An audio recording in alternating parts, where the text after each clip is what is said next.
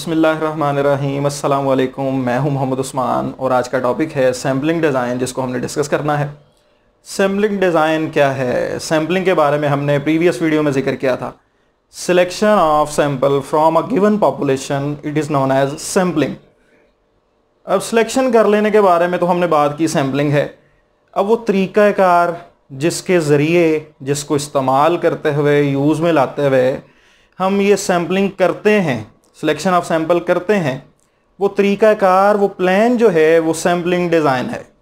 यानी हम कह सकते हैं a plan which we use to select a sample from a given population is called sampling design.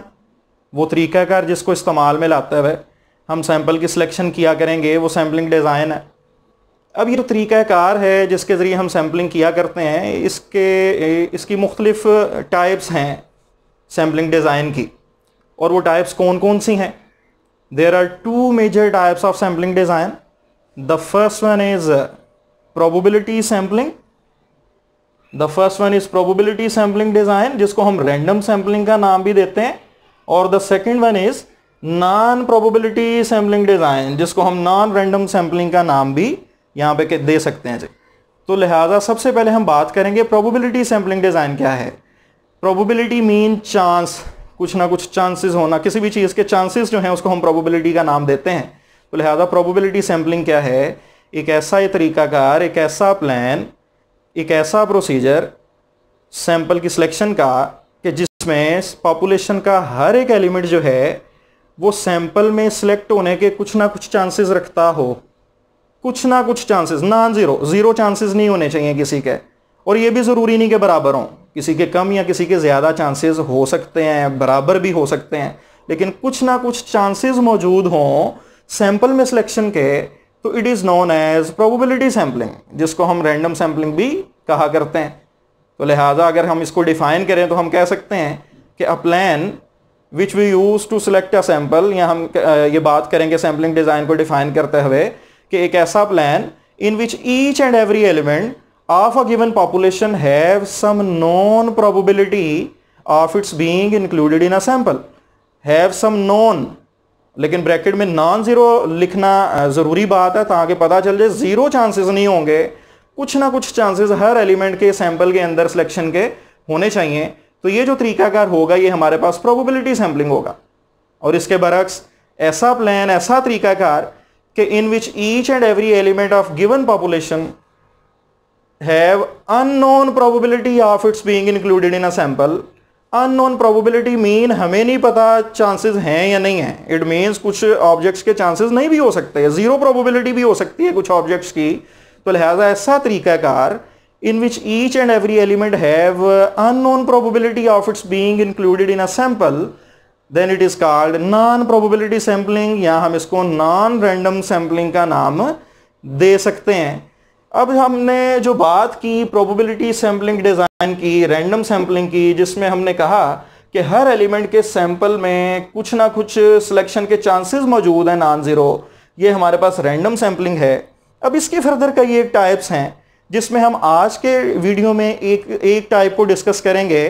Random sampling की जो टाइप्स हैं उसमें सबसे पहले आज जो हमने बात करनी है वो है simple random sampling, first type of random sampling. इसके अलावा भी हैं, स्ट्रैटिफाइड रैंडम सैम्पलिंग है, सिस्टमेटिक रैंडम सैम्पलिंग है। नेक्स्ट वीडियोस में उनको इंशाल्लाह डिस्कस करेंगे। तो आज के लेक्चर में हमने बात करनी है कि रैंडम सैम्पलिंग की जो टाइप्स हैं उसमें first type simple random sampling क्या हुआ करती है। सिंपल रैंडम सैम्पलिंग जो है एक ऐसा प्रोसीजर है कि क्योंकि ये रैंडम सैम्पलिंग की टाइप है, इसलिए हर एलिमेंट के कुछ ना कुछ चांसेस मौजूद हुआ करते हैं सैंपल में सिलेक्शन के, लेकिन इसमें एक इजाफी बात आ जाती है कि हर ऑब्जेक्ट के सैंपल में सिलेक्शन के बराबर चांसेस मौजूद होते हैं। तमाम एलिमेंट्स के इक्वल चांसेस हों, इक्वल प्रोबेबिलिटी हो of its being included in a sample, then it is called simple random sampling. तो इसको अगर हम डिफाइन करें, हम कह सकते हैं कि ऐसा तरीक़ाकार, a plan in which each and every element of given population have equal probability of its being included in a sample. अब अगर इन टाइप्स की एग्जांपल्स की बात कर लें, फॉर एग्जांपल क्लासरूम में 50 की क्लास है जी, मैंने उसमें से ये जानना चाह रहा हूँ कि लेसन प्रिपेयर है या नहीं। मैं एट रैंडम रोल नंबर्स बोल के 10 रोल नंबर सुना दे, 50 को सिलेक्ट कर लेता हूँ, 35 को सिलेक्ट कर लेता हूँ। अब मेरी पर्सनल बायसनेस इसमें मौजूद नहीं है, मैं एट रैंडम सिलेक्शन कर रहा हूँ स्टूडेंट्स की, बगैर सोचे समझे, बगैर किसी डिस्क्रिमिनेशन के। तो लिहाजा हमारे पास ये जो तरीकाकार है सैम्पल की सिलेक्शन का, इसमें हर किसी के चांसेस मौजूद हैं सिलेक्शन के, कोई भी स्टूडेंट जो है वो सिलेक्ट हो सकता है। तो लिहाजा ये हमारे पास क्या है, प्रोबेबिलिटी सैम्पलिंग है। और अगर मैनेजमेंट मुझसे कहती है कि अपनी क्लास में से कोई 2 स्टूडेंट्स भेजे हैं, हमने उनका IQ लेवल चेक करना है और स्टैटिस्टिक्स के हवाले से जानना है कि उनका लेसन उनको कितना को अच्छा प्रिपेयर हुआ करता है, उनको अंडरस्टैंड वो लेसन को करते हैं या नहीं, तो मैं क्या करूँगा, मैं बैक बेंचर्स में से किसी को नहीं भेजूँगा। मैं उन स्टूडेंट्स को 2 को सिलेक्ट करके भेजूँगा जो रेगुलर हैं, जो पंक्चुअल हैं, जिनका डेली बेसिस पे मैं काम चेक करता हूँ और बिल्कुल एक्यूरेट उन्होंने काम किया होता है। जब उनसे सुना जाए तो वो सुनाते हैं ताकि मैनेजमेंट के पास जो बचे जाएं वो अच्छा फीडबैक दे सकें, वो बता सकें कि वो अंडरस्टैंड कर सकते हैं। तो लिहाजा अब मैंने ये जो सिलेक्शन की, मैंने चंद एक जो टॉपर स्टूडेंट्स हैं उनमें से कोई 2 स्टूडेंट्स की मैंने सिलेक्शन करके भेज दी। अब बहुत सारे स्टूडेंट्स ऐसे थे जिनके मेरी सिलेक्शन के अंदर चांसेस मौजूद ही नहीं थे। तो ये जो तरीकाकार है ये क्या है, नॉन प्रोबेबिलिटी सैम्पलिंग है या नॉन रैंडम सैम्पलिंग है। क्योंकि हमने अभी पढ़ा कि ऐसा तरीकाकार कि जब हर एलिमेंट के चांसेस ना हो सिलेक्शन के, तो ये हमारे पास नॉन प्रोबेबिलिटी सैम्पलिंग है। अब बात आ जाती है सिंपल रैंडम सैम्पलिंग की। तो सिंपल रैंडम सैम्पलिंग किसे कहा जाता है, ऐसा तरीकाकार सैंपल की सिलेक्शन का कि जिसमें हर किसी के चांसेस तो मौजूद हैं लेकिन बराबर चांसेस हैं, किसी के कम या किसी के ज़्यादा चांसेस नहीं हैं। तो इसकी एग्जांपल किस तरह से ली जा सकती है, बड़ी आसान एग्जांपल। जिस तरह एक लॉटरी निकालता है बच्चा, वो लॉटरी में सारी पर्चियाँ एक जैसी हैं, तमाम जो पेपर्स की स्लिप्स हैं वो एक जैसी हैं, बच्चे को नहीं पता किस पे क्या लिखा हुआ है, वो उनको मिक्स करता है और एट रैंडम एक को निकाल देता है। अब किसी भी पर्ची के आने के चांसेस बराबर हैं, क्योंकि उस बच्चे के जो लॉटरी निकाल रहा है उसकी कोई पर्सनल बायसनेस मौजूद नहीं है, उसको नहीं पता किस पर्ची पे क्या लिखा हुआ और उसकी नज़र किसी एक स्पेसिफिक पर्ची पे नहीं है, वो मिक्स करके उसमें से निकाल लेता है।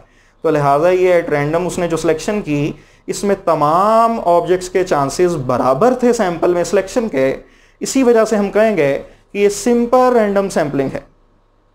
तो लिहाजा सिंपल रैंडम सैम्पलिंग की आज हमने डेफिनेशन की। बात आती है कि सिंपल रैंडम सैम्पलिंग करनी कब चाहिए, कब सूटेबल है सिंपल रैंडम सैम्पलिंग को करना, जब होमोजीनियस पॉपुलेशन हो, जब पॉपुलेशन में मौजूद ऑब्जेक्ट्स आपस में मिलती जुलती नज़र आ रही हों, उनमें बहुत ज़्यादा डिफरेंस नज़र ना आ रहा हो। तो लिहाजा ऐसी सिचुएशन में सिंपल रैंडम सैम्पलिंग करना ही सूटेबल है। जिस तरह अभी हमने बात की कि वो जो स्लिप ऑफ पेपर्स थे वो एक जैसे हैं, बच्चे को नहीं पता किस पे क्या लिखा हुआ है, किस पे बड़ा प्राइज़ है, किस पे छोटा प्राइज़ है। तो लिहाजा क्योंकि वो देखने में एक जैसी हैं सारी पर्चियाँ, होमोजेनिटी है उनमें, तो लिहाजा ऐसी सिचुएशन में सिंपल रैंडम सैम्पलिंग करना ही सूटेबल है। नेक्स्ट हम इंशाल्लाह ताला बात करेंगे स्ट्रैटिफाइड रैंडम सैम्पलिंग पे, और उसके बाद इंशाल्लाह ताला नेक्स्ट टॉपिक्स पे आएंगे। बहुत शुक्रिया, अल्लाह हाफिज़।